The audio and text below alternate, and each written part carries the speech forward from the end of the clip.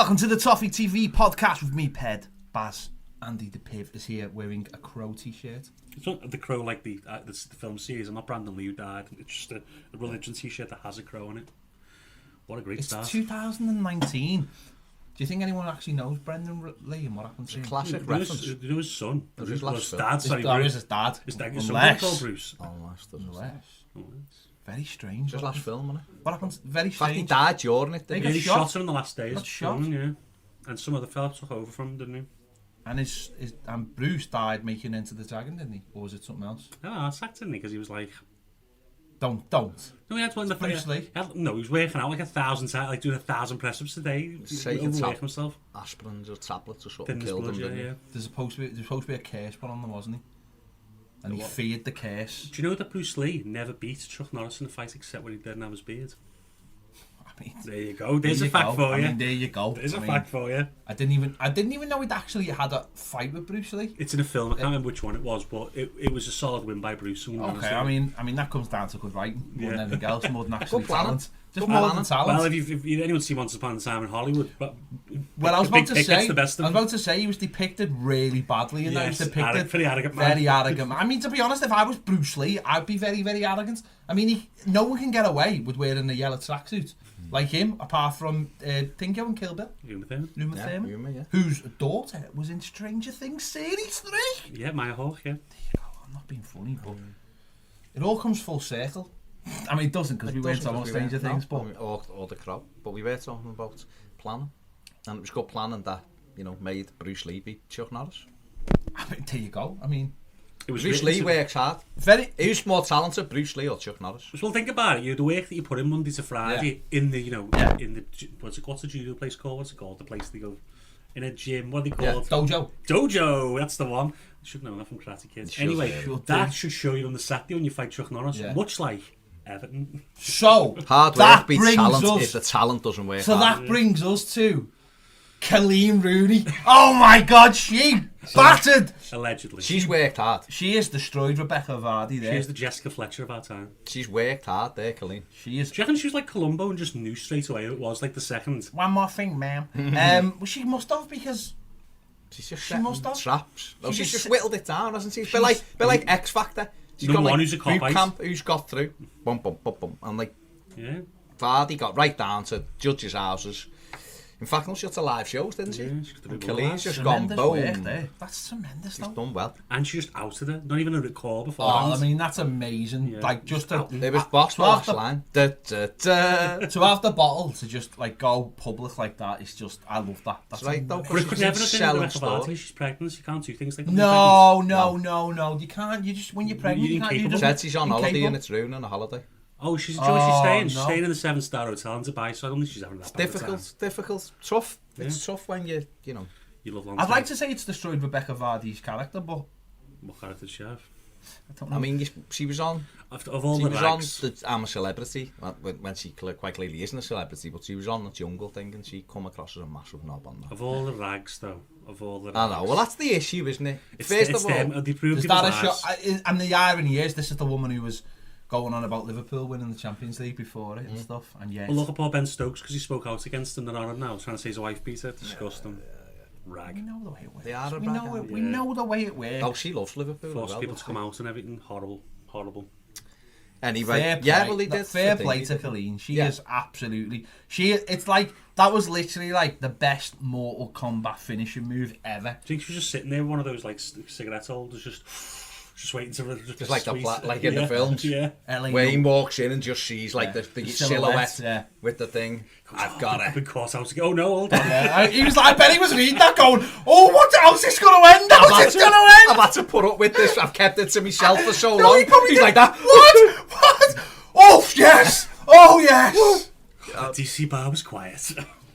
He's been a bit quiet at DC United in the last No few one weeks. cares, hasn't he? man. So- No one cares what soccer players do You're in right, they're through, America. aren't they? No, I know, but They're it's just playoffs. that maybe that's what was on his He mind. done a big thing the other night, didn't he? A big thank you, and we go into the playoffs and all that. And he's been to Derby He's only got a few weeks left, doesn't he?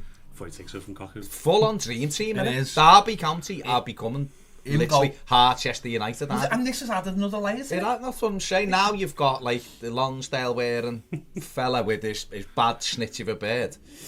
Oh, Jamie Vardy, your bed is a cross. Imagine Leicester get Derby.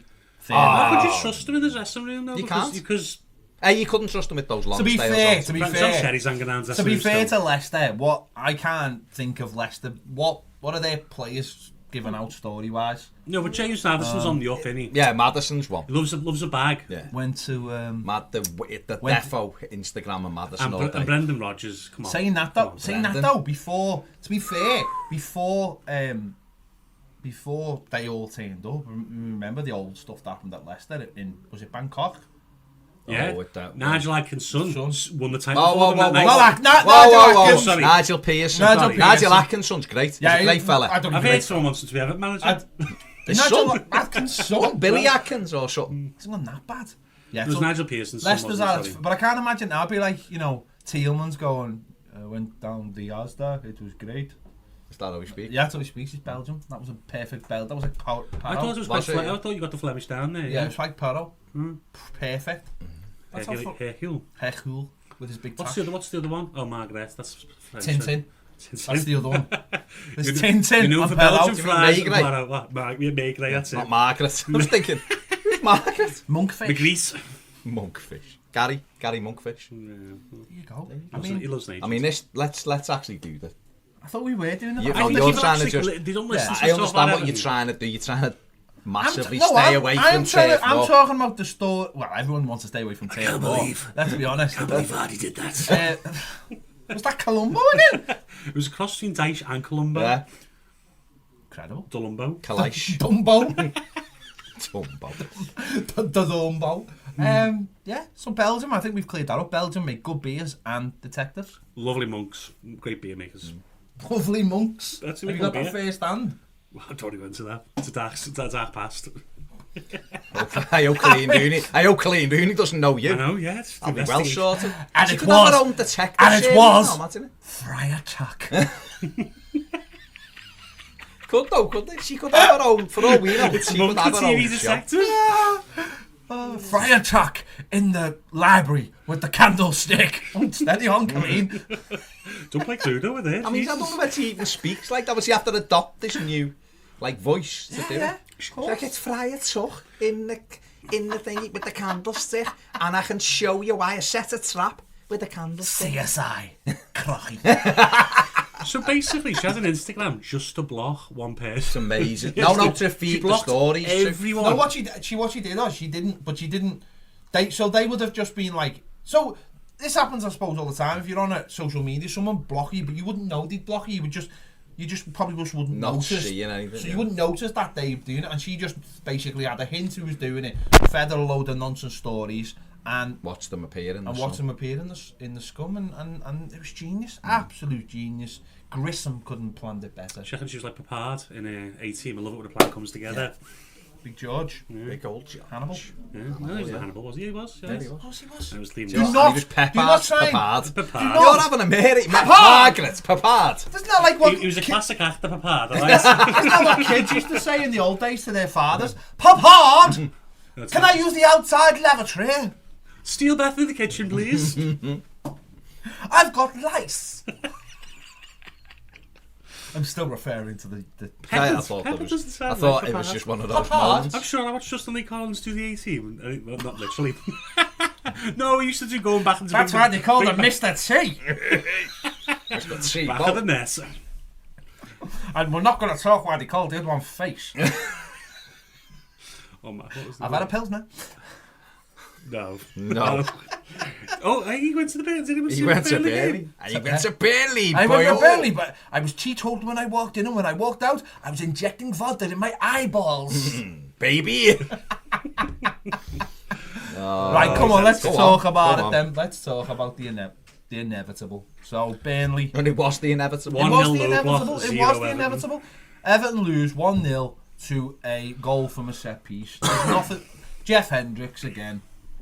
We've been caught out again, though. Like last season, as I said to Baz, Millwall got notes off a noted set-piece analyst and said that Everton don't mark the near post properly last season, so they sent people to the near post to flick it on, scored against us in the cup. And this season, people obviously know it's too narrow because every player's in the width of the goal, and that's why Ben Mee just stood there and watched the ball go there because he knew the exact plan for that corner, and Hendrick scored because Morgan Schneiderlin was getting hugged by James Tarkowski. Well, you can say the name Morgan Schneiderlin, Michael Keane. Oh well, he points. Pointing at him, going, "See him over there? He's free." It's like that's it. That is Everton's. I'll put this on Twitter. So that's Everton's problem in a nutshell. And though Michael Keane plays like he's in a nutshell, you can't. You can see him. He knows he's there, and yet he doesn't respond. It's just past the book. We're ready to say that he's only as good as his partner, and if his partner's not the perfect person next to him, he can't. But he's not. No, I'm not putting blame on Keane directly. What I'm saying is that the whole Everton team is passed it on to the next person to do a job. Not be proactive. Not be You're right there, because who takes this game by the scruff of the neck for Everton at the moment? You expect Delph to, I guess, because he gets in the field. He doesn't really. Iwobi was all right on Saturday, but again, Gylfi you'd expect because he's your number 10 to try and take a scruff hold in the game. But what annoys me about goals like that is that when you played like Sunday League, that stuff never happened because someone would always scream, man to man. Man at the back, who's got him? I've got two here, and it'd always be done. Always, because you're getting screamed at. That's all we get is Michael Keane going over there. It's just, it does me. It's so. It is Michael Keane as well, but Schneiderlin should respond, shouldn't he? Just pass the man on, which is what we said before they hit it in. Because as soon as they hit it in, the block's on. The block's gone, then it's just it's being asleep. They'd had one in the first half, which they got free and Pickford saved with his feet, and that should have been the warning. Well, Chef Wed had too. It's been David Hughes, is it? Who is it? David Hughes. He's highlighted it. He's very good, David. The other day with shit, breaking up different aspects of the game of set plays, and if lads off Twitter, and I know he does journalism stuff as well. So no, he does the journalism. He's a journalist type thing. No, but he does. Twitter analyst, there isn't. I'm saying. But you're not employed by a club, are you, full time? That's your job. You are, but I'm saying those people on. No, it's true, and that's one thing that's quite laughable. These football clubs have got so much money, they've got everything they need, and you can't even take stills of it. Set pieces. I mean, you done it on our exactly. show on Patreon the other day. It's not hard to look at Everton and go, if we're playing them here, do this. Everton have got some great analysts as well, so it's how the manager uses it at the end of the day, and how they put it into practice. It's all people, even, listen, it's the players as well. The manager, he's had a little bit of a kicking, and rightly so in a lot of respects, and you're right, he's got to kind of get that data, and disseminate that back to the players. But the problem for me is, as Peds just points out, Michael Keane can see that. That's not something no one can see. So go and deal with it. Say to Schneiderlin, move over, I'll take him. Dominic Calvert-Lewin is next to Michael Keane. Pickford's there.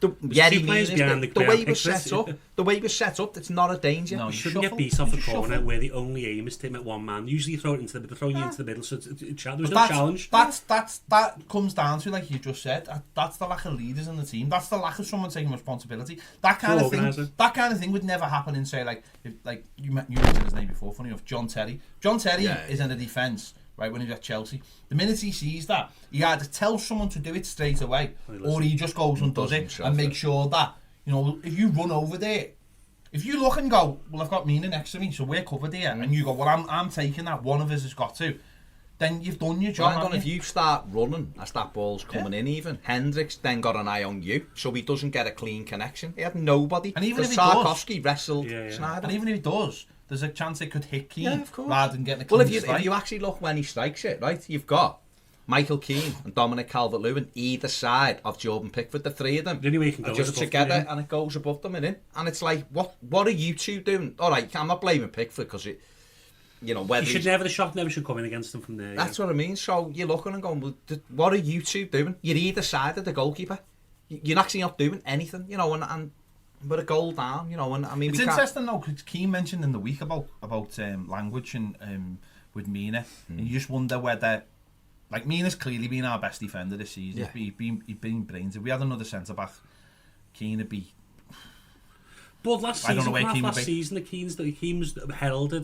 No, I know he was, but what I mean is that communication obviously is a big part of it. And you just think, if Mina if Mina had better English, or when he does speak better English, he might be taking responsibility in that situation, and that's a big problem. I mean, listen, shouting and going A or something, you could do that, but it's not. There's just not players taking responsibility for actions on the pitch, and it if you want to play good football, it starts with this kind of thing. It starts with winning battles and getting through games and saying, you know what, we're not getting beat today. This is what other teams do.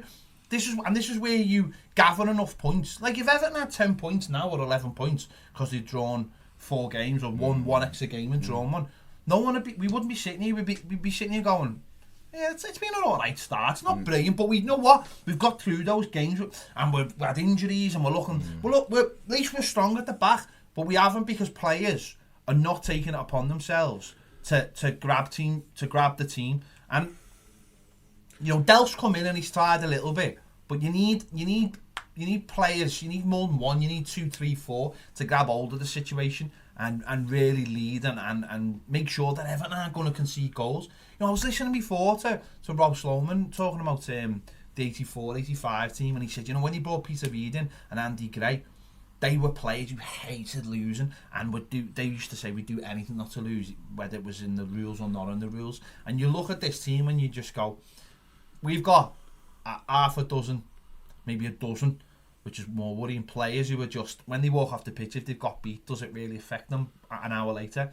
I don't think it does. But is that just modern day football? I also think it's when you're putting you got, as well as scouting talent, putting a team together on the pitch, it's also a psychological profile you've got to put together. And you need Delph, you'd say he's someone you bring in the team, he's going to provide that winning mentality, but then you've still got Morgan Schneider. I'm not going to blame him for it, but I just think... I don't think he cares one bit. Right, because he had his big move to United, he built himself up from Southampton, and now he's just playing... You watch him play football, and I'm not having... Listen, I had a couple of years ago when we got sent off at Lyon, that's the day I just thought, you're not interested. I wanted him gone, and he didn't. He's come back and he's put some decent performances in, but when you watch him play, the minute he steps off that pitch, he isn't interested. He goes home, he's got his wife and his baby, and he's not interested. He doesn't care. And you know what? In a way, I'm not, like, I don't fault him for that. I fault the club for not seeing that straight away and going, lad, just go. Whereas, what's mad is, there's players who don't play for us,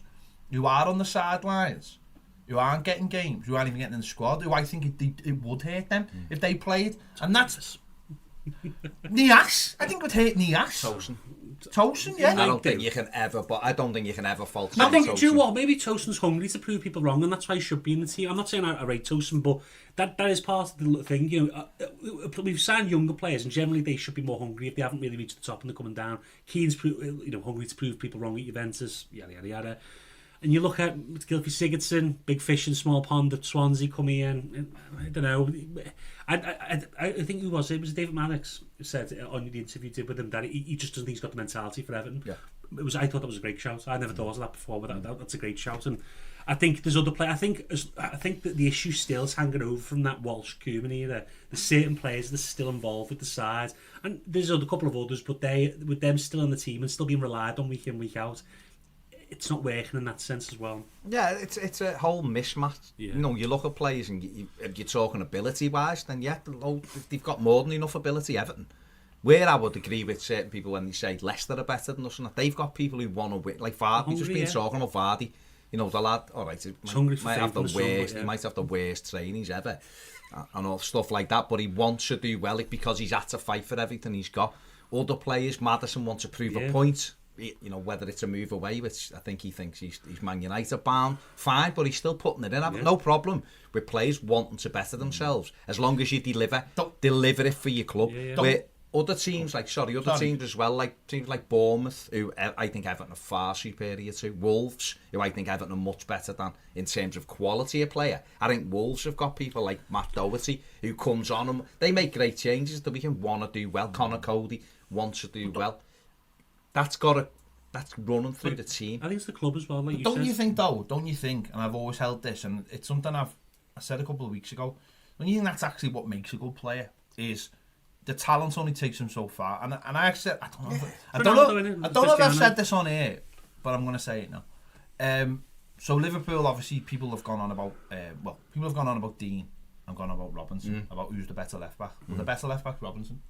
And the simple reason why the better left back's Robinson Robertson. Whatever, I don't care.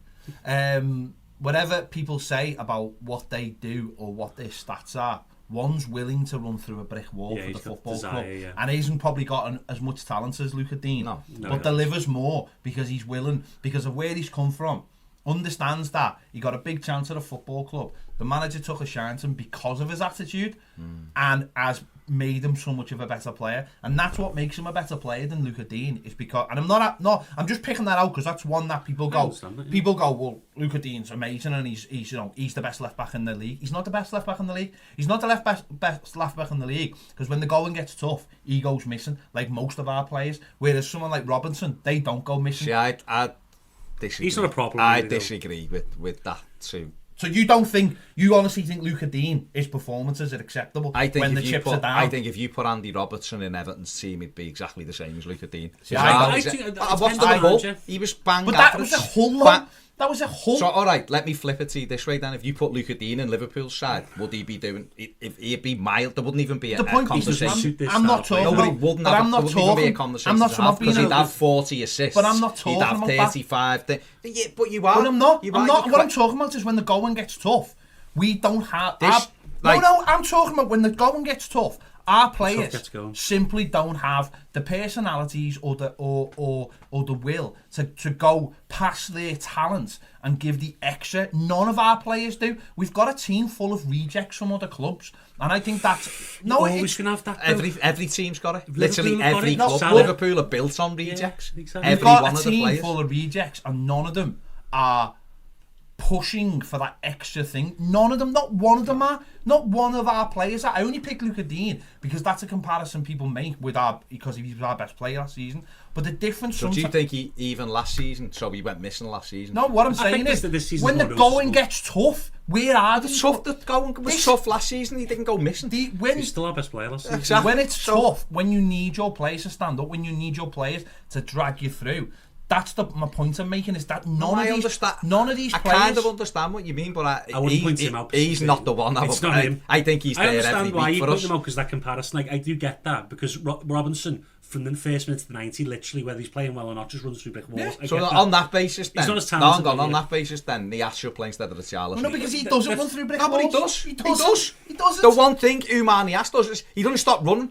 And sometimes, unless someone said to him, this is the stand, he'd be running up the street and down the exit. But the point is, Robinson has elevated himself as a better player. I think it's easy to highlight players when they're in a top side. No, it's not, because the lad got himself into being Liverpool's left back by doing that in the first place. He got codes dropped from the team for 10 games, didn't he? And Klopp said you've got to work hard, and he proved himself and got back in the team. I'm not caught. Andy Robertson is a brilliant left back. He's an absolutely brilliant left back. For me, Luca Dean's better because he's a better footballer. He's got more talent.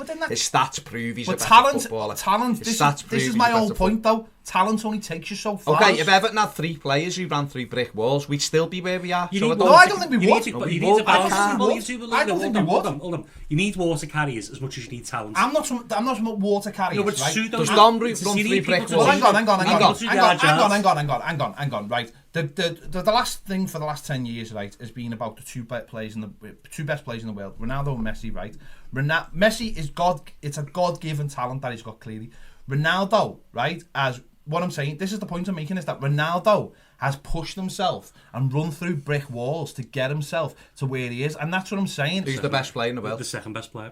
Messi's the best player. Okay. No, I know. But the point being is that Ronaldo got himself into the conversation. I know he did. By same as doing Andy that. Robertson has, but Luca Dean's still better.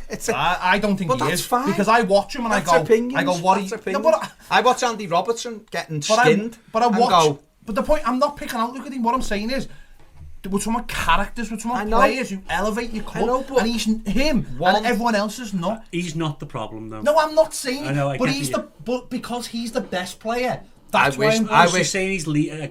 I wish Dominic Calvert-Lewin would run through, because but that was what I was told he did. I was told he gives everything. I wish they all did. But the point being is, you're only as good as your best player, aren't you? On the flip side of that, though, would they run through brick walls if the manager inspired them?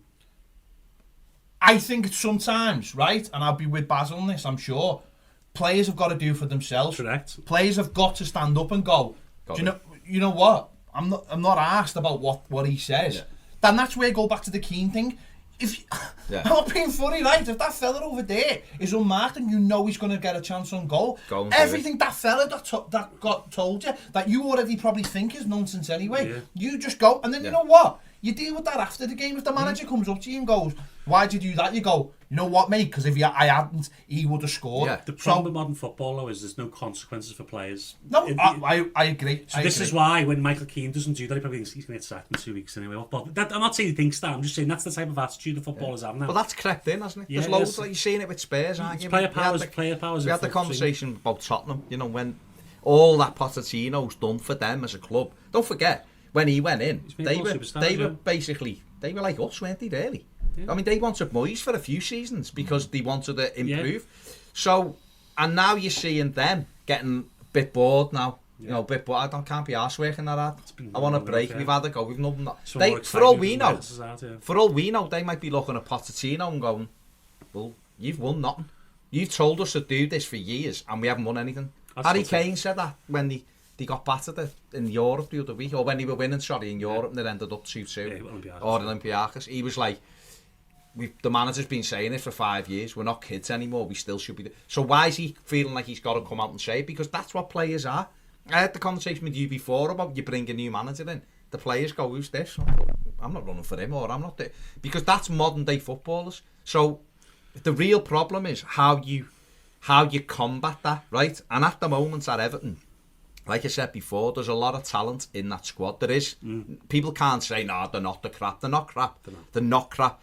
They're not showing the talent. That's fact. Newcastle, Sunday. Newcastle won a war of attrition on Sunday against Man United. Horrific game. And the only thing that got them through was that they battled. They went above their level, right? Which is, Benitez has done it with them for 2 seasons. Yeah. Sheffield United come to Goodison and just battled. There wasn't a single Sheffield United player I'd take. Not a single one. And they battled and got a clean sheet and won the game 2-0. And I know what you're saying. You're right. It's that. But I think it takes more than 1 or 2 players. I think you've got to have half a dozen lads who go, this is when people criticise Richarlison, right? This is why I let it go in one ear out the other. Because he was crap on Saturday, right? But he still ran. He put tackles in. He tried to win headers. He tried to do something in the game. Right? Because as a footballer, and this is at any level, whether you're a kid playing with your mates, whether you're Sunday league, whether you're Saturday league, you won't play well every game. You won't, no matter how good you are.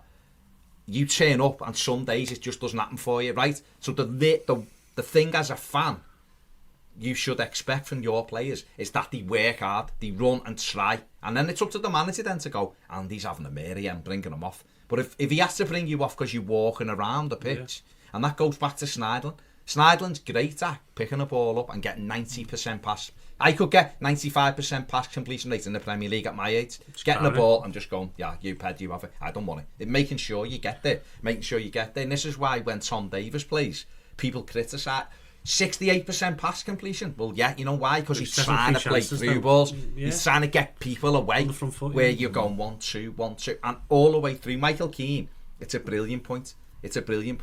There's the danger, but I'm not going to do it. Because if I go and do it and he still scores, you're going to point the finger at me. Yeah. Instead of going, he isn't scoring, he's not scoring, straight over there. Either shove Sneijderlin over or go and deal with it yourself. It doesn't happen anywhere on the pitch. Our captain gets away with a red card at the end of the first half, comes out for the second half, sees a lad 5 yards inside his own half going for a header, and what does he do? Instead of just going, I'm 30, I know how to play the game, and dropping back 2 yards and letting him flick it on and taking it on your chest and starting an attack, goes careering into him trying to go for a header he was never ever going to win, loses it, man sent off, and Everton, and that's your captain, and we're in the crap. So if your captain's making stupid rash decisions like me breaking this mic, then what hope have we got for other players? What hope have we got for Dom? What hope have we got? The problem is that, again, a good point there is that you mentioned Richarlison.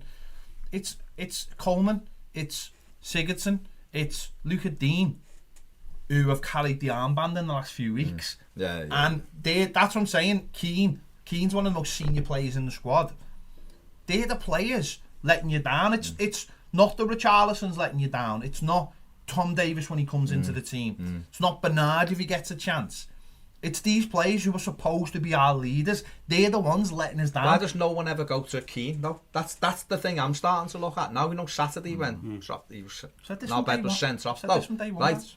Why was it over to Sigurdsson for the armband? Because Keane. I know. Michael Keane's a centre back. Keane is not a. He's obviously not a leader. He's not one of the two. Well, deputy captain. No, I know. It's Dean and Sigurdsson. I don't believe in the captain. No, I don't. I'm just using that as an example. But what I do believe in though is that Keane is a centre back. Delph should have had the armband. Keane's a centre back and should be, and you would expect that, and especially at Everton where we've seen some of our finest. Any moment you see a trophy lifted, it's a centre back who God, think about LeBone. Exactly. Think about LeBone. Think about what Dave Watson. Imagine Waggy in this back four. Imagine Waggy playing next to Keane. Or playing next to Coleman now. Rest, would they, after the game? They'd be getting marched down the training. Waggy at 37. Still doing it. Richard Goff would have done it. Richard Goff was incredible. Well, can I just say something about I think this is also a problem as well, right? So what do we have? About 18 months ago, Schneiderlin and Morales marched off the pitch. Yeah. Now they spent all summer with the team this season. If you don't, I'm not saying again, this is the manager, but it's also the club again. Why aren't they getting rid of these bad eggs out of the squad and going, right, we want to set a new, this is a new atmosphere. He's done it with Nias, didn't he? Yeah, but Nias isn't really a problem though, is he? No, but I'm saying, that's why I mean, he's done it with Martin and Nias, they're not with the first. Just don't have to the Snyder thing's mental to me because he's had 2 or 3 opportunities, so not opportunities, so issues at the club where the club should have just gone, if we get an offer we need to get rid of this fella.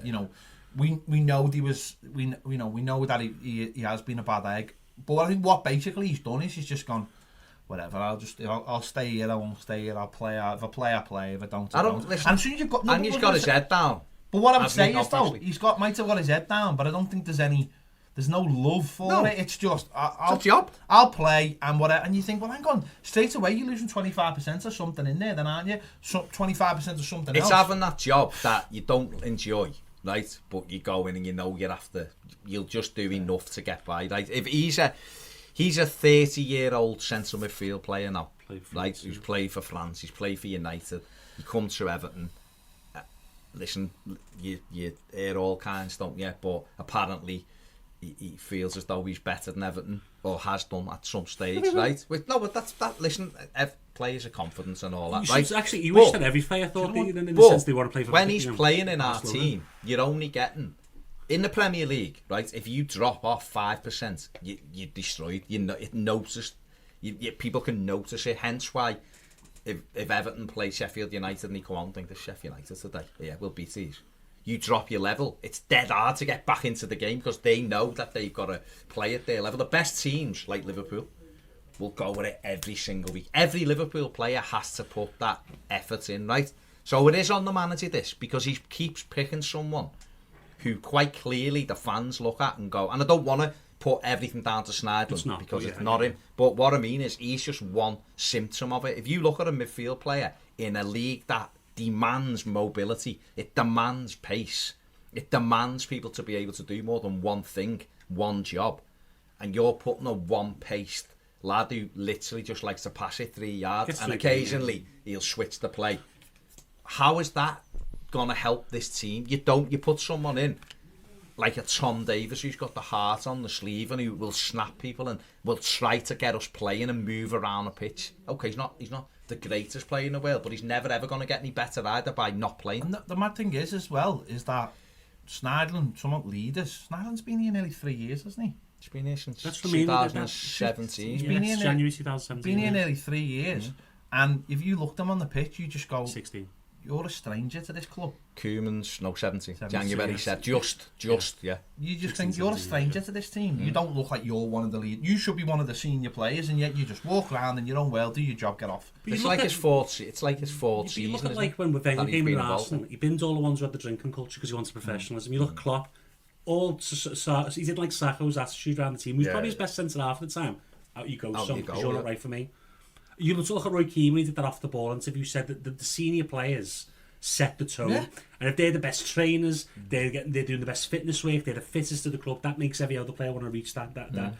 Is that happening at Everton? I seen the, I was telling before I was watching the Keane thing, and he was talking about United specifically, but he said, what young player in that dressing room is looking round? Who's he looking at and going, I want to be like him. In 10 years, I want to be that pro. He went, I want to be Jesse. He said, there's not a single one in there. He said, the greater, flossing and all that. He said, there isn't a single one in that dressing room where if you come in, and he was talking about Wan-Bissaka, who's just come to the club from Palace having no winning mentality because Palace aren't expected to win.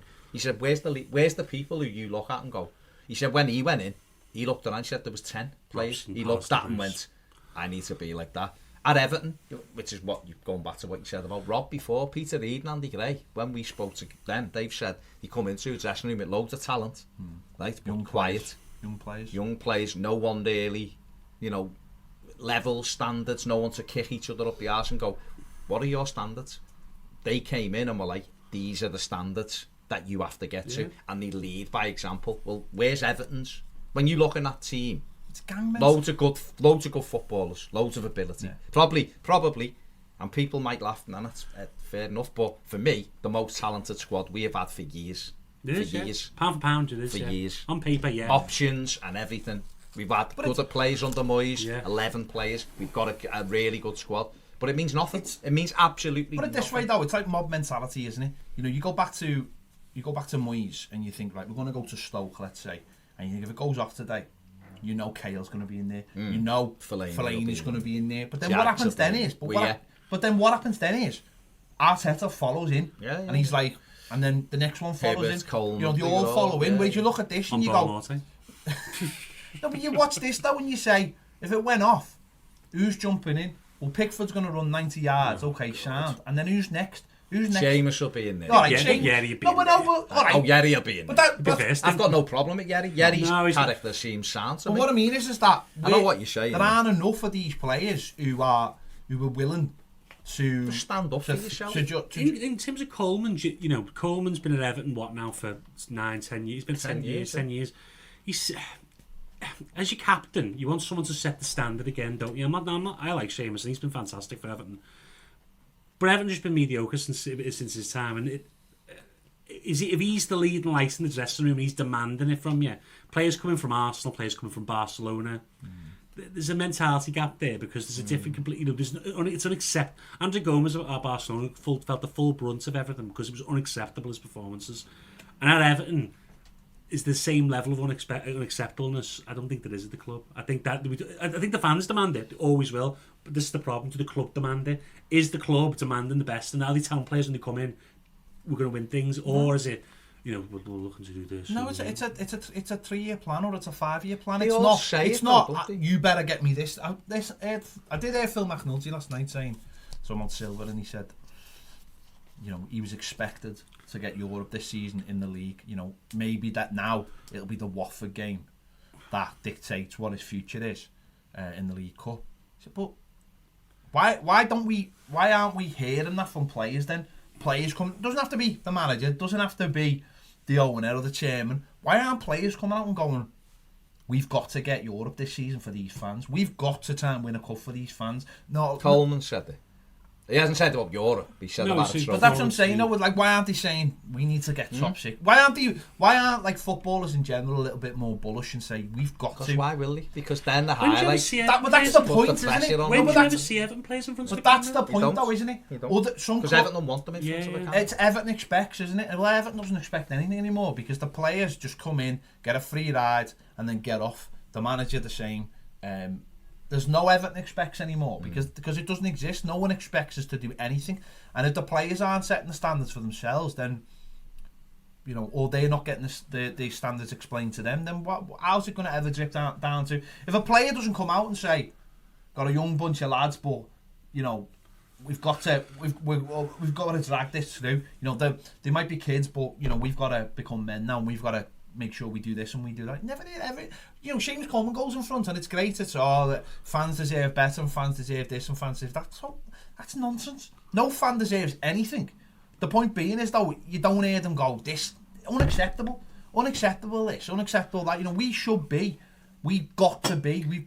I think that only goes far as backing it up though. It's great to say it. It's all lip service. You've got to then go out and prove it, and then you can sit there and go, yeah, I've done that interview. done that interview 6 weeks ago because we were at our low. It was poor. We were poor. And look what's happened. We've all raised our game. We've won 5 out the last 6 games. And then people go, oh, now that rally call worked and it means something.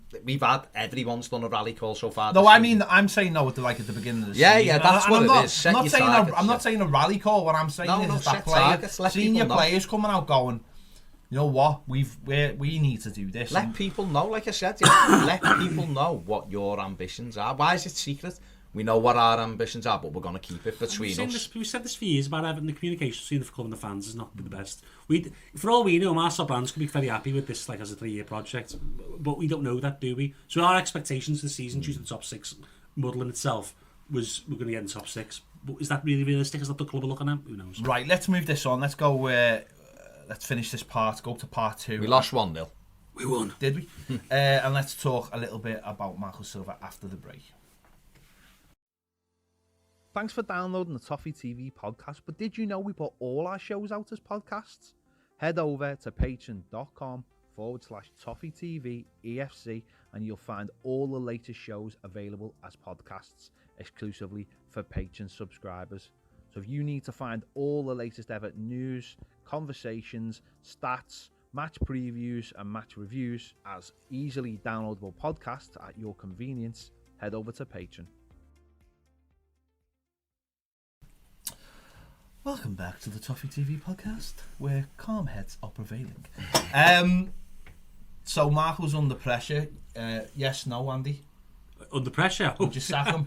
Yeah, today. And I don't mean to be nasty, right? And I don't. And to honestly, I do sort of feel bad for him in the sense that. Well, he's brought a lot of it on himself, of course, but then again, I don't know. There's a problem in this.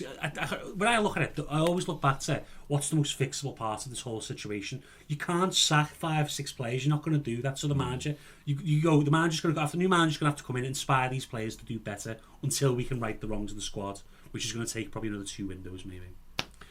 And I just don't think Marco Silva's the man. I look at him and I look at how it works on the pitch. I look at how he attacks. I look at how consistent the poor defending is, and there's only one solution for me, and the fact that he's not the right man for the job. And whether he's been a good coach elsewhere, but it just obviously hasn't worked, and he's become safe, unconfident. He's just sticking with his own hand because he's scared that shit go away from it in case he gets beat, in case we have a good bad run of results.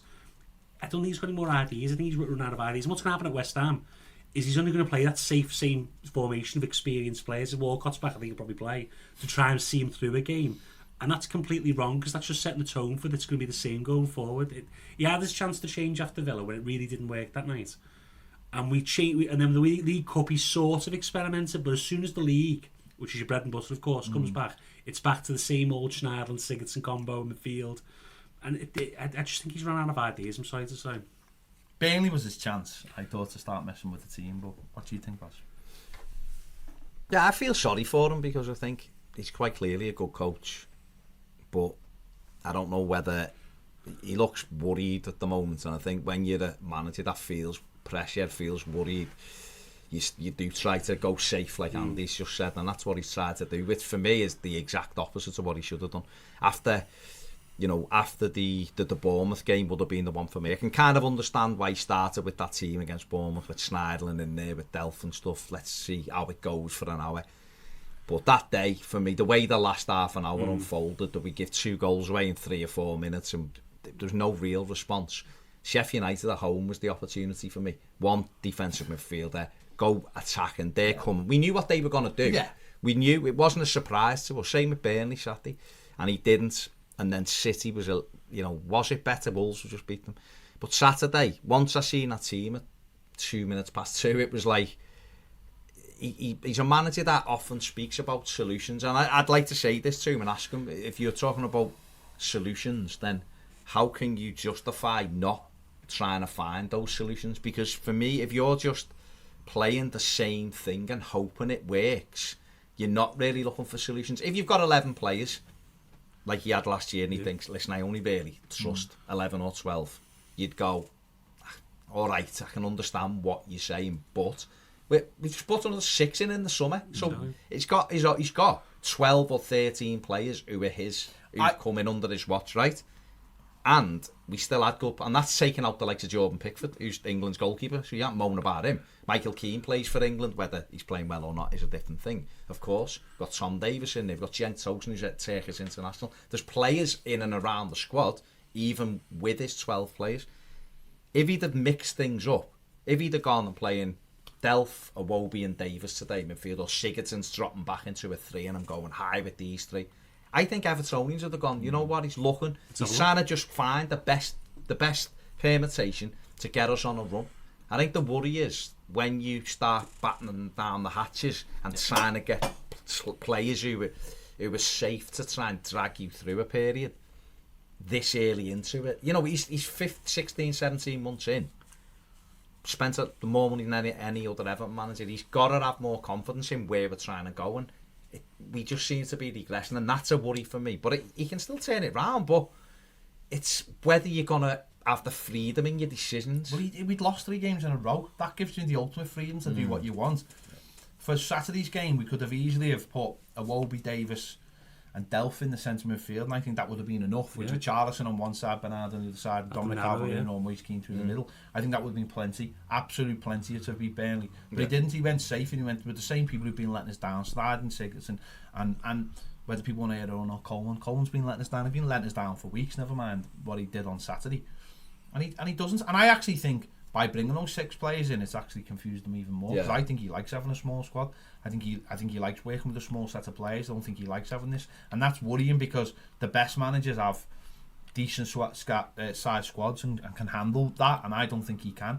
And you made a good point when you first started about being a good coach. I think he might be a good coach. I just don't think he's a good manager. Yeah. I think he might be a good coach on the training ground, but when it actually comes onto a match day, when you've got to make tough decisions, and maybe that's where losing his assistant, who maybe was the wall to bounce off, as helps.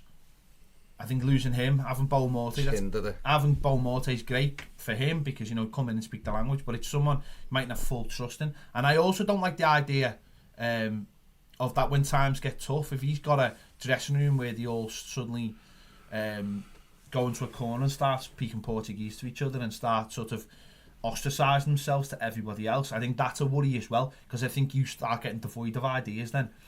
And especially when you've got Duncan Ferguson in your coaching staff and he doesn't speak Portuguese. Yeah, exactly. And when you've got players there, they were going. Yeah, exactly. You've got to respect the process and where you are.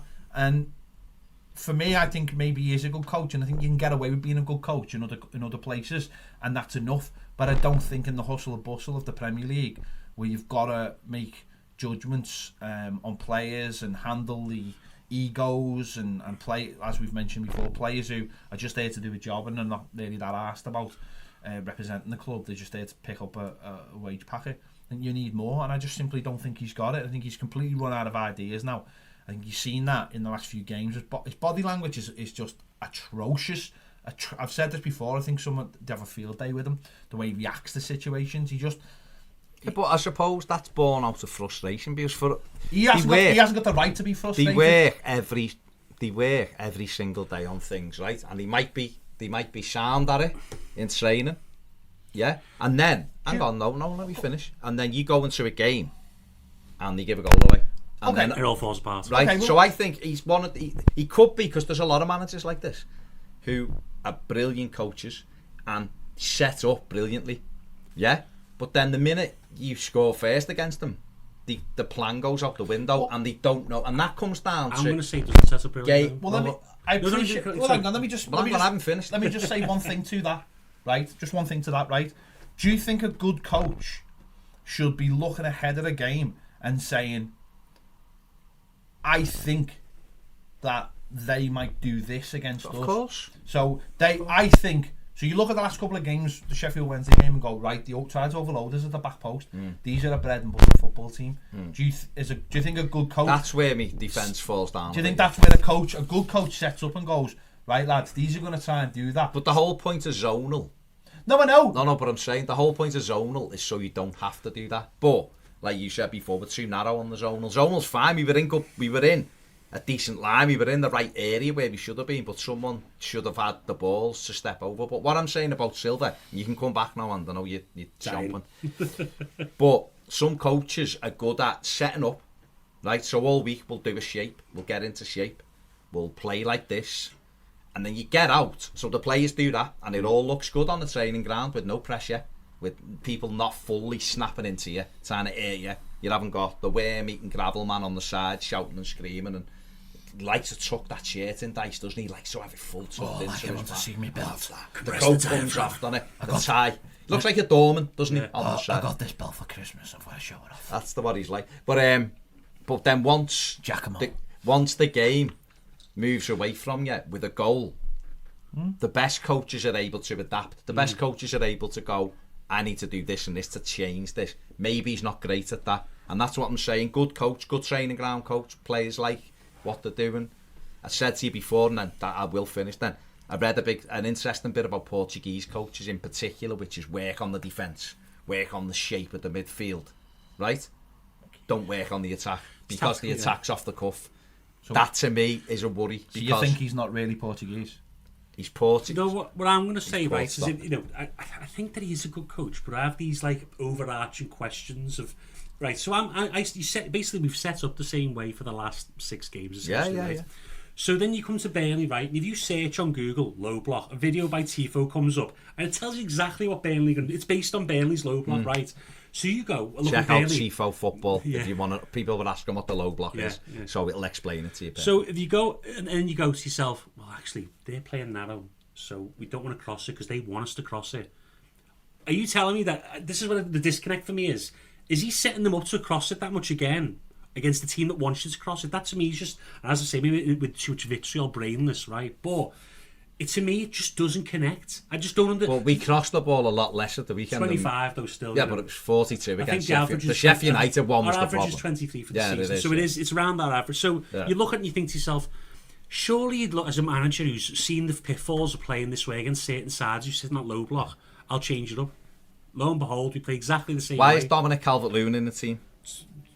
Well, to head the ball, essentially, I think. Okay, so you're gonna a basic but a basic manager would say, right, we've got Dominic Calvert-Lewin's in the team to head the ball because he's good at heading the ball. So he's only gonna score goals if we cross the ball into areas for him to head the ball. He scored 2 with his feet against Sheffield Wednesday with different type of service. Just saying to you. No, I agree with you. I'm just saying to you. Because otherwise, if we're not going to cross it... Is he been typecast wrongly, though? And this is my issue. Yeah. But hang on. Dom, and I'm not defending or having a go at Dom, but if Dom's the only man in the box, it doesn't matter whether you are Duncan Ferguson. Yeah, no, we're not. That's no, but all I was saying was, I know you've heard me say this, but what I'm trying to say to you is, I understand why they'll cross the ball when he's in there, because that's his biggest attribute. But it doesn't work for the reason what you just said. Last season, nobody flies into the box. But last season, we'd just been beaten by Spurs 6-2. We went to Burnley and was like, right, I'm going to do something different today. He played 3-4-3 and we won 5-1. He obviously looked at how they defended and went, right, I'm blitzing these. I can cope with everything they throw at us because I've got 3 centre-backs who will deal with that all day. I'm going to push the full-backs right on. Brilliant. I'm going to get 3 up front. What we should I'm going to have narrow, and we're going to sit Sigurdsson. And literally, Sigurdsson and Gomez in midfield. Everything that people say we can't do, we did in that game. How many passes did we have that day? 340. So there you are. This is the difference. Right, yeah, because I checked this. So we were more someone direct. asked me last night, right, and I thought, I'll have a look at the game. We had 500 Saturday, didn't we? So I had a look at the game and what's the difference. What we did this game compared to that game is, like you say, we played 3-4-3. Pressed them high. Pressed them high. You had Joe Hart in goal, fair enough, whatever. But then we had 300 passes, which to me means we didn't go into that game trying to control it. What we did is we tried to bring Burnley out by letting them have more of the ball, which is smart, because the more Burnley have the ball, the higher up the field they get. If you then go direct to try and get in the channels. I did say this the other day, they play the low block, they don't want the ball, but they will take the ball, won't they? But this is the other way of doing it without, if you can, there's 2 ways to do it. This is one by drawing them out. Sarri does it exceptionally well when he was at Napoli, where he drew the teams out by passing it around the back quick, let them press them, they beat them upfield. But that's one way to do, or the Pep way, which is basically have like movement off the ball. Now people go, he's got the best players. Yes, he has, but a lot of those players have improved to the point where it's second nature to them to make them runs now. They run off the ball. You look at Sterling, Liverpool to Sterling now. Yeah. It's totally different. Sané as well when he was at Schalke compared to what he is now. Sterling makes the same run every game, about 27 times. Exactly. And it's like, how are you going to stop him doing it? Thierry Henry had to make those runs, one of the best players in the world at the time, no matter, even if he got the ball or not. At Everton, it's static. And this is where I have the disconnect of Monday to Friday on the training pitch. Are they teaching them these movements, or like you say, with it's called tactical periodisation, where they're going up the pitch in the tactical way, and then they get up front and it's like, we need our best players to work there. Yeah, that's what it is. That's not going to work in the Premier League, because teams, because of the way in Portugal it'll work all day, because there's not, like, when teams get relegated, there's no financial concerns the same as there's here. Here, teams are fighting for their lives. Yeah. Teams fight for their lives and play not to win. We've got a 29%, said that before, 29% shooting accuracy. Portuguese fella, they were asking about Marco Silva, and he said, well, you know, as a good coach, well respected, blah, blah, blah, blah, blah. He said, but Everton's biggest problem, he said, and I've just had a little look, is they've got a 29% shooting accuracy. He said, so with that 29% shooting accuracy, which is only shots on target, by the way, goal conversion from 29%. We've scored, what have I said, 6 goals this season in 8 games, and 3 were in 1 game. So it tells you immediately that A, we're not taking enough shots, or even if in the games where we are having shots, we're not hitting the target. So what's the quality of the shots? Exactly. So what are we doing in that final third? So and this is where I will criticise him, if it is how it's being portrayed as like work the defence, work your midfield shape, off the cuff in the final third, you can't. I accept that you do play a major, well, certainly a percentage off the cuff in the final third. Of course you do, because that's what your better players are there for. That's why your best players are generally attackers. But if you telling people to make runs and having ideas of little small side, like City play small sided games all over the pitch, links 1-2 when you're in, 1-2 when you're in, rondo there, do this here, movements overlapping. You have to practice all of that. It's patterns of play, yeah. So you don't be wrong, as you say, you do need that off the cuff stuff, but in training you should essentially have patterns of play. If you look at there's a great article about Bayern in 2014 on a German tactics website. It's called Spielverlagerung, and basically it's the same patterns of play Man City play now. Yeah. That needs to be, well, Pep Guardiola, of course. So that's what you need to. That's embedded in the team now. Again, they'll maybe make decisions off the cuff because you've got players like De Bruyne.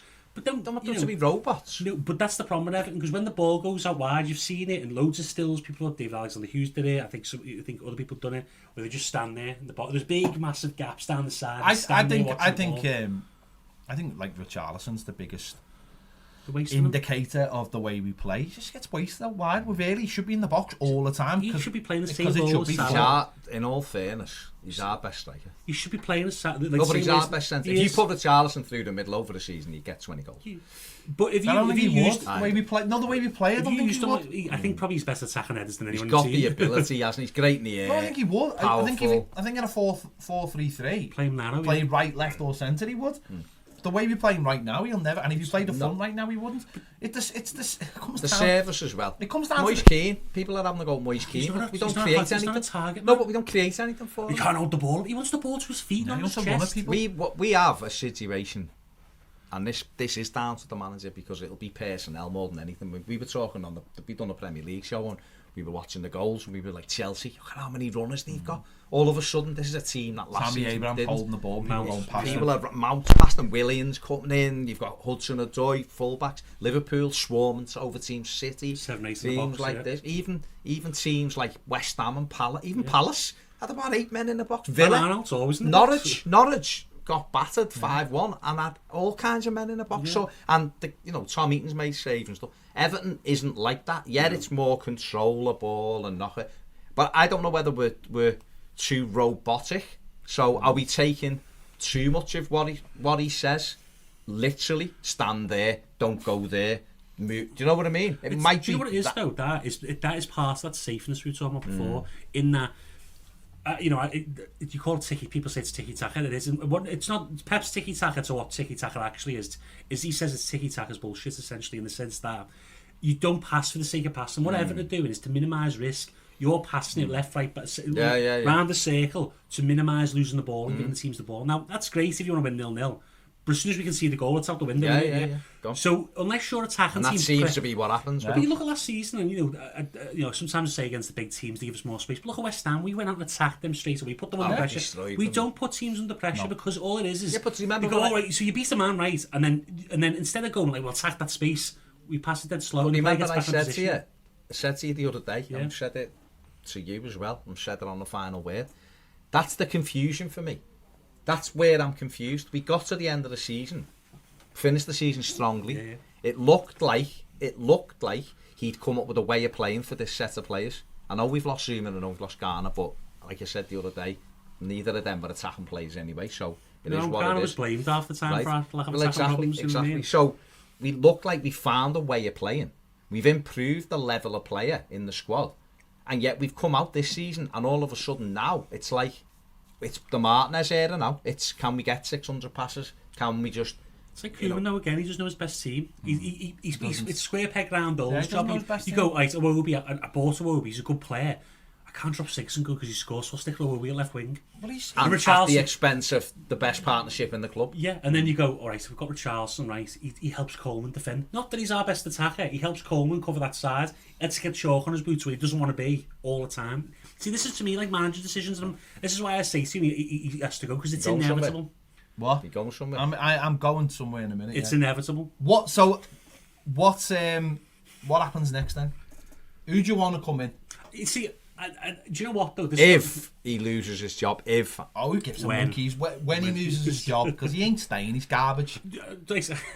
Let's call it as it is. But let me just say though, whether even you sack you know him that, now, Baz. Whether you sack him now, Baz, or you sack him at the end of the season, you know in your heart of heart. No, you know in your heart of hearts. Well, I don't know because I'm not Marcel Brands. No, and Marcel Brands might be. I tell you what, do you think he can ever turn around to consistency? I don't know. If he goes right, me and Andy will pay for the laser surgery to have the tattoo of him taken off your arm, right? With a scarf around his neck. Silver across his knuckles. Bronze on his back. Yeah. So if he's sacked, then come on. Who do you? Right, okay. So I'll name names in a minute. But what I'll say is, for me, you look at the team, and I pick managers based on what to get the best out of the team, because you can get a big name in, but they may not suit what the players got, and that is so important to it. Like Marcel Brands has to pick someone that he thinks is getting the best out of his signings because his reputation's on the line. So we'll look at we've got teams of players who can play a high press. We've seen that under Silva at times. We've got pace playing a high press. We've got players who play pace in the side. We can play 4-3-3. We can play 3 at the back if we get another centre back in January. What I want is someone who's tactically flexible, who looks at each game and goes, okay, I don't need to change it entirely, but I need to tweak things because there's their problem. Teams against Everton now every other week, they might not have attacked the right hand side, but they attack Michael Keane and Seamus Coleman every week. Everton play the same way. We don't pinpoint problems. So I'm thinking of players, teams, managers who play multiple systems. So I like Marcelo Gallardo, and what I will say about the cons about Marcelo Gallardo is he's never managed in Europe, of course. He speaks limited English. I did ask a journalist, Peter Coates' name is Galazzo Argentina, about him last night. He speaks limited English. He spent a year in America. Peter Quartes? No, he's actually English. Sebastian's brother. And for me, I watch him he's a winner with the River Plate, though successful manager in the history. He's going to win his 3rd Copa Libertadores probably this season. That's their continental competition. So he'd be my number 1 choice because I rate him as a manager. Whether he's the right choice we're not getting him. No, probably not. He's not going to be available to We're not getting him. The second choice will probably be Adi Hutter. I don't even know who that is, so we're not getting him either. Hold on. His Frankfurt manager. He's fantastic. He won the title for Salzburg. He's won the title for Young Boys in Switzerland. Now people go, oh, Marcel Brands, Marco Silva won that. Okay, fair enough. You watched him in Germany last season. They were so good in the Europa Cup. Sorry, he'd fit. Whether he's the right manager, that's the problem. It's right. He's not the right manager. Well, you just stole You've got to let him. You've asked him. It's time to grow up, Andy. No, right. Put your textbooks down. Pochettino wasn't these people that you talking about when he became a Tottenham manager. So just hold on. He was the Southampton manager. That's for 6 months. For a year, for 8 months. For a year. Yeah, great. That doesn't just Simeone had 9 months in Catania when he became Atletico's manager. Catania's not even a real place. It's a place in Italy, right? So let me just say, you need to pick a manager who fits the squad and can get the best out of the players. When you say, and I know your names that you're going to come out with, and I'm going to say to you now, I'm just these two managers that you're going to name, both of you, right, are fantastic managers. Yeah. But they don't play the way this team can play, and they don't suit the staff. And 2 of them are known for not being able to work with directors for, and whether they ask for Manchester United, they're only asking for them so they can do their bidding, not because they have their own mind. Mike Phelan can work with directors of football. Let's not get ahead of ourselves here. So go on then. Come on. It's Benitez, isn't it? That's the only name for me at the moment. Only name. And I appreciate, honestly, Andy, I do appreciate all the names you've just thrown at me there. And I'm surprised you never threw the Ajax manager at me. Or do you know, But hold on. So generally just don't think he's got a chance. No, but I look at Ajax, right, and I go, most of their players have played in the system. He gets the H though. He gets the H in January. You should have won the Should have got Martinez, him 2.5 anyway. million. But you can close your eyes at Ajax, and there's someone going to make a third man run for you because they're all trained to do that at Bread. We could get John Iton, yeah. You're Bread. Well, John Iton is their youth coach. I know. No, I honestly don't think there's anyone past Benitez. Mourinho. No one gets past him, is what you're saying. Mourinho, yes, maybe. Isn't that what The Serenian's got the toe, he no, says he has. Mourinho, listen, these are easy names you can pluck out. I appreciate that. My limited knowledge of. It's unlimited. I understand why people want to go with a Premier League proven just manager. Because I don't know. Manager. Just because I don't know the manager of FC Catalona wine mixer doesn't mean I'm not wrong. Benitez ticks literally every single Carolina's box. fucking wine mixer. We're gonna have to probably listen now. Yeah. Spice. Just because he for me ticks every single box, and he's what I think we need now, and it's what we need for to just be secure and safe for the next 4 years. And I know that's not what people want to hear. Not at all. It is no. Listen, don't baffle me with science. It is what we need for the next few years. We need Liverpool's second most best manager since 1990, do we? That's the flip side. Yeah, so yeah. he says, you see 4 years, right, and he's a great coach, and he basically grand results out of nothing, right? Okay. He has 3 bad games. Yeah. He's the ex-Liverpool manager. You know it's on. It doesn't matter. It's on. I appreciate that. I've said that in the past, and I've said that on the record. He doesn't work well with others either. But he wouldn't as soon as he doesn't get what he wants. He wouldn't get the job. Hang on. He worked at Newcastle. He went down with Newcastle. He starts on the chairman 3 days after he got there. That's what he does. There's nothing wrong with that. Basically, he creates divisions between the fans and the club. That's all he's Liverpool, I'd Inter Milan, Napoli, Aurelio De Laurentiis didn't give him a player he wanted. He started on him. Do you not think that he'd get pretty much whatever he wanted at Everton? No.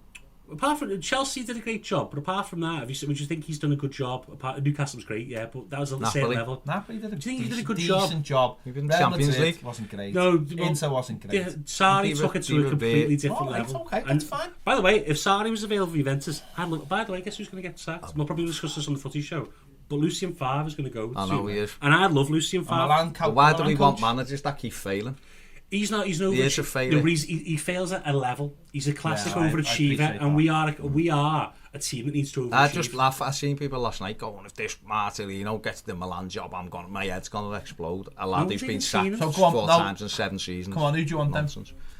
I honestly don't know. I want Silva to turn it around. He's not gonna do that. But if he did, then Benitez maybe, because I think he's a brilliant coach. I know what you're saying, and where I am with the whole thing now, right? And the romantic side of it is great. We'll get this young manager in. He'll come in. He'll have us playing like Klopp does and Pep, and we'll win games. I don't think Everton can afford that anymore. No, just hear me out, right? I don't think we can gamble at the moment because we seem to be going from one gamble to the next. They're not working. Martinez got the job, and he should never have been in the conversation. He's a bigger manager. Never, ever. Marco Silva was Watford manager. No, hang on. These people I'm talking about aren't coming from clubs. No, I know. All right, let me stop. Estoril, second to bottom when he took over, got them promoted, got them in the Europa League with the smallest budget in Portugal, went to Sporting Lisbon, third in the league, won the cup, was sacked because he didn't put a club suit on, went to Olympiacos, holds the record in Europe for the most games won at the start of the season, still, was there years ago. They wanted him to stay, left because he wanted to come to the Premier League. Came to the Premier League, had 11 players at Hull and 11 points. Went to the last day without keeping them up. Went to Watford, they were great to watch. We lifted our skirts up, he threw his hand in, and he's come to Everton. So I get it, right? But let's not say, Eddie Hutter won with Salzburg. Silva's won stuff. I'm not having it. You can't have a go at Marco Silva and then give me Gallardo or give me Hutter at the moment. You can't. I can. Right? No. But I haven't finished what I was saying. Benitez, right? Go back to Benitez. The man he won the league with Valencia. He lost in the European Cup final with the Valencia. He won the Liverpool at the worst team ever to have won a Champions League. Ever had Jimmy Traore in it. They won the Champions League. They come runners up. Well, yeah. They were the worst, to be fair. They come runners up in the league in 09, didn't he? Then he left. He's been gone from Liverpool for 9 seasons. It's not like he'd left last week. Yeah. But went to Chelsea when they didn't want him. They all hated him. He went in, got them in the Champions League. They were 8th when he took over. They won the Europa League and got in the Champions League. Done well at Napoli. All right, Real Madrid. People... Although Balogun says he done well at Madrid, I didn't see it like that. You might say it differently. It was a personality. So he was all right. And then obviously Newcastle with an absolute garbage team. Let's be honest. No money kept them up. Right, that alone says to me he would have Everton in Europe without a shadow. Even if he took over on Friday, Everton had finished top 6 this season, guaranteed, absolutely guaranteed for me, because he's tactically better than any of the others. United could turn it around. They got a good manager. But, and I know what you're saying, honestly I do, but I just feel Koeman, Silva, Martinez, Allardyce, I just feel like we're going like, let's see if this works. I get you. I do get where is it you brought him in? And what mentality? So this is a winning mentality. No, so you've got Marco Silva, right, his best results were at Estoril, right? Me and you could win the title at Olympiacos with our eyes closed. I know we had a great record. I could win the league in Austria with my eyes closed. You probably could with Salzburg, I agree. I'm not trying to say Adi Hutter's... Jesse Marsh will walk it, and he's just come out of Red Bulls, New York, but MLS. I agree what you're saying, right, on that front, but my point is you can't say just because they're up and coming, they're all in the same band. He must be good, because you can't win anything with young boys. I wouldn't... That's the famous saying. I wouldn't... That's not the reason I don't want any of those people. I know yours is there's a little bit of what culture thing. There's a little bit of what Baz has just said. I just think we need to start being grown-ups.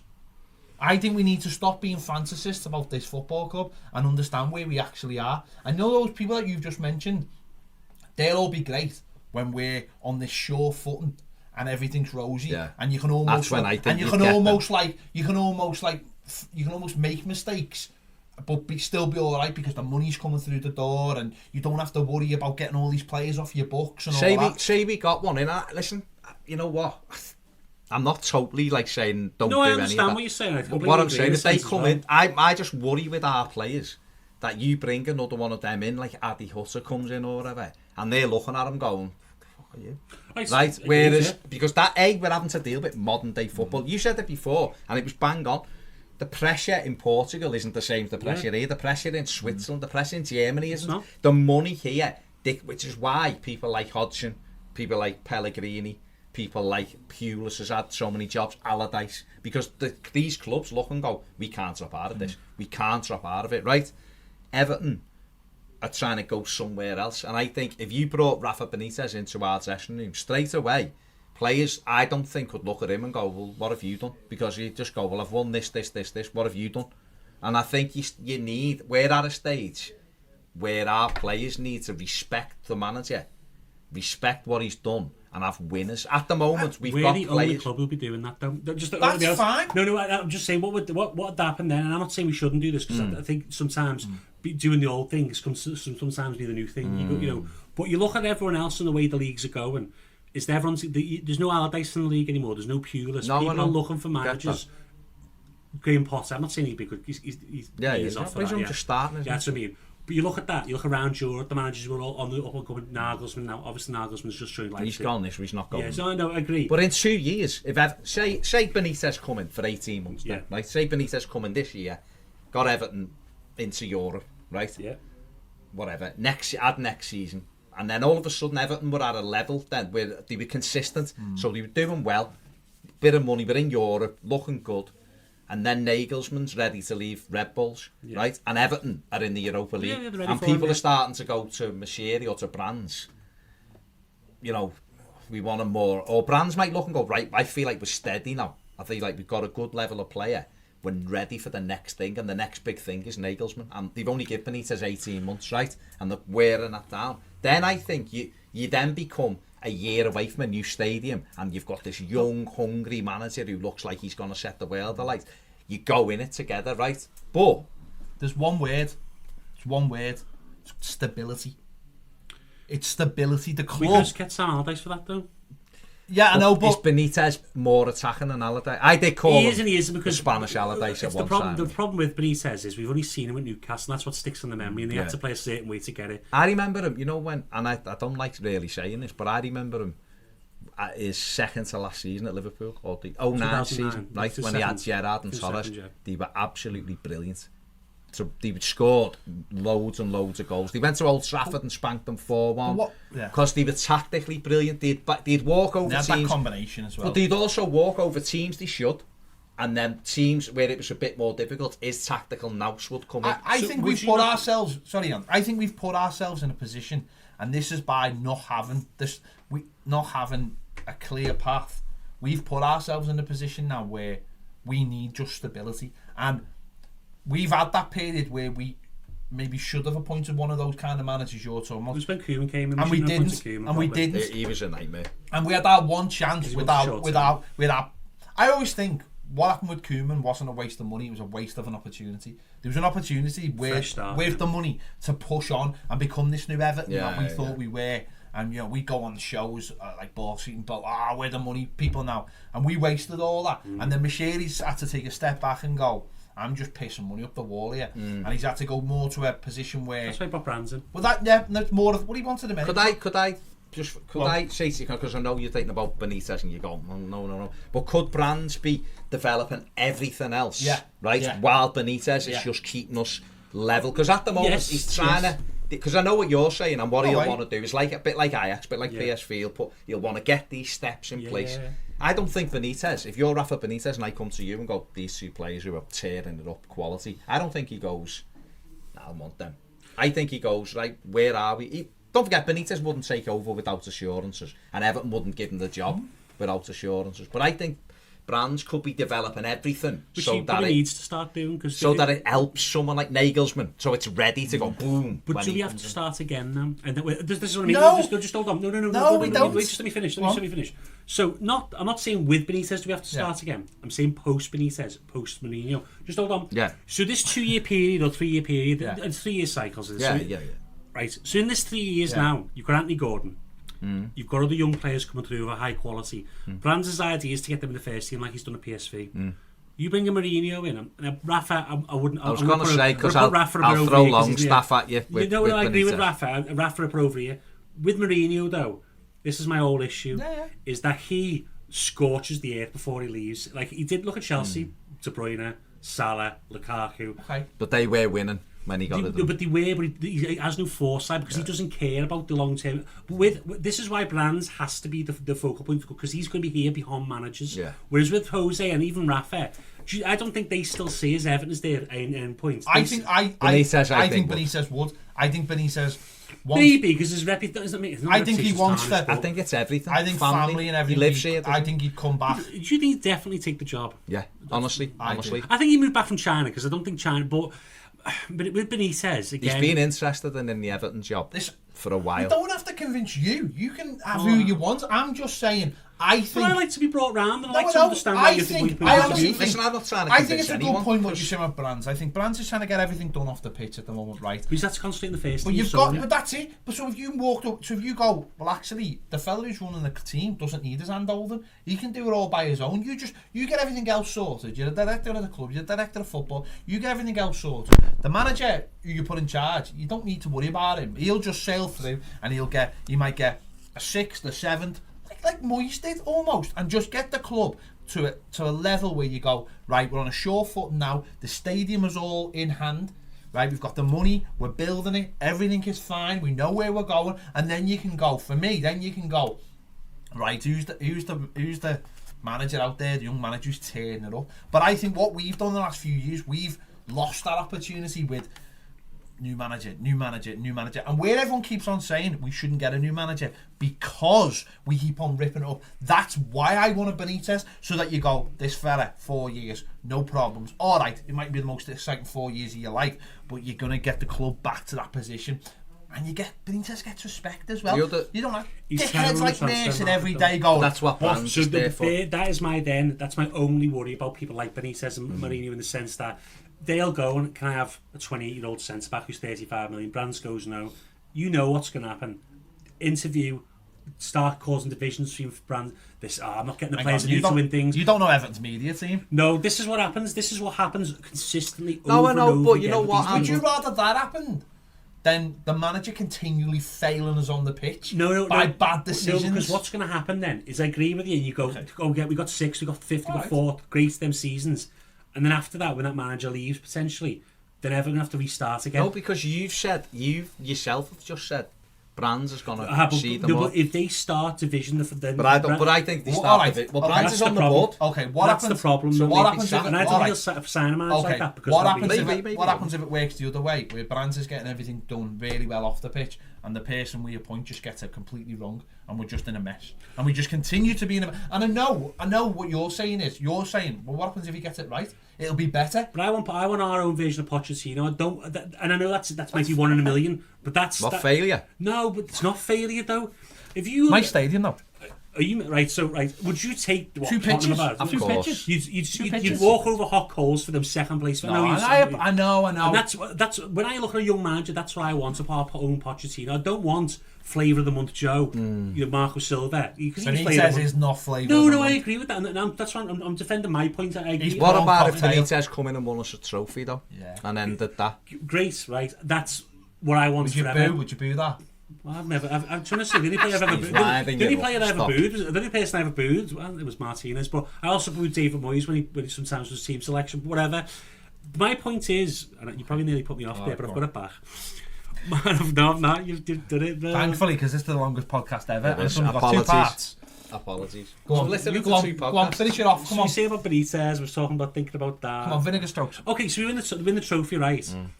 Do we just want to win a trophy and go back to 8th or 9th? No, we want sustained success. Of course we do. And sustained success comes through planning and executing plan after plan after plan. You're right. But, and these managers don't do that because Benitez in charge of the team. It's team. never been in charge of While Brands gets the off the pitch right. Okay. Yes, until he doesn't sign. Do you know any of those managers you just mentioned? Yeah. Do you honestly think they're Everton long-term managers? Do you think they wouldn't come here for 3 years and then soon as... But that's, I've got no problem with that, right? Yeah. I've got no problem with that. You've got no problem with that? You just don't like Spanish managers? No, but it's because they don't scorch the earth when they've gone, though. There's a difference. So you're saying Benitez would scorch the earth? I think he wouldn't play young players because he's focused on the results. He give Longstaff a debut. Right, I agree with you on Mourinho. He's played about 3 young kids. But he has to at Newcastle. Look at Liverpool. Who did he bring? He ruined the academy system. He sacked Stevie Highway because he wanted Spanish people. To be fair, I agree. He ruined Liverpool. I agree with all that. The structures in place I agree with all that. But he's never worked well. What if a manager? That's the problem. All right, I agree with everything you just said. Just so you get me off the point. Yeah. No, I do agree. But we're talking about a man who's coming to his late 50s now, right? Late 50s. If someone says to him, right, you get to live in the city you live in, you get to manage the club that you used to call small. That's fine. I've got no problem with that. We used to call him a fat waiter. You get to. Right, he's a maitre d', whatever. You get money, right? You get someone who'll do all the work for you, right? I think a man of his age might go, actually, that sounds pretty good, rather than me having to do everything like I used to. Do you know what I mean? Do you think in China that he's going out scouting all kinds of players? Or doing, what do you think he does in China? Genuinely? Plays Jenga. No, but this is where the control freak of a manager, like a Mourinho, like Benitez, have to have the fingers in it all, because they are the club. I agree with that, but I do think that... And this is where the style of thing that we're looking for is that system where the director of football is the number one at the club, and then it's the managers interchangeable. All right, bringing in those managers who think they're better than the club, because they probably have been, let's be honest, where Everton have been. Fair enough. Yeah. It's it's all good. Do you know what? No one's wrong and no one's right. Because I'm right. He's no definitely not. But I could say I do not want Rafa. No way. He wins us 2 trophies. I'm like, I love you, Rafa. That's what. So exactly.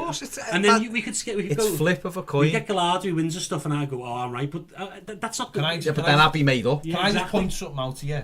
Nobody at Everton knows who Gallardo is. Nobody. I guarantee that Marcel. There's nobody there. There's nobody there that knows. Marcel Brands doesn't. You're going to watch half his players in the under-20s. Winding you up. Don't even.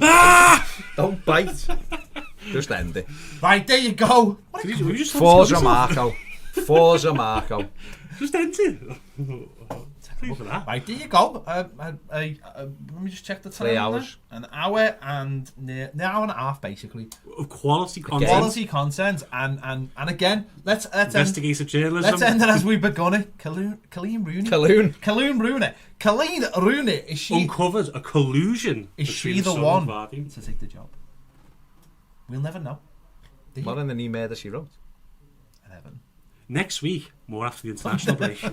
Same, but actually, before we go, in on. terms of next week, because there's no Everton game, have we had a podcast after the international break yet? No, we're doing it. It doesn't matter. Listen, it's Everton. Who knows we'll what? be able to preview the West Ham game. And see what Colleen's been up to in the week. Yeah.